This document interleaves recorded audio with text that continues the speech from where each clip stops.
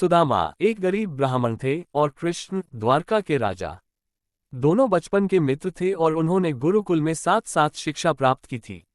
सुदामा अत्यंत गरीब थे और उनकी आर्थिक स्थिति दयनीय थी। एक दिन उनकी पत्नी ने उनसे कहा कि वे अपने मित्र कृष्ण से सहायता मांगें।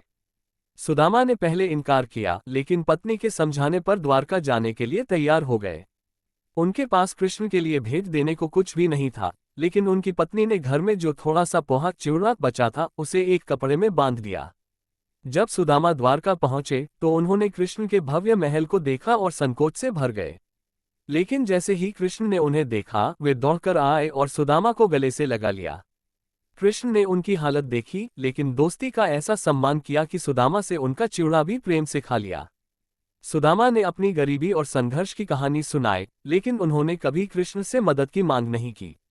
सुदामा जब अपने गांव लौटे तो उन्होंने पाया कि उनका जर्जर झोपड़ा एक भव्य महल में बदल चुका था।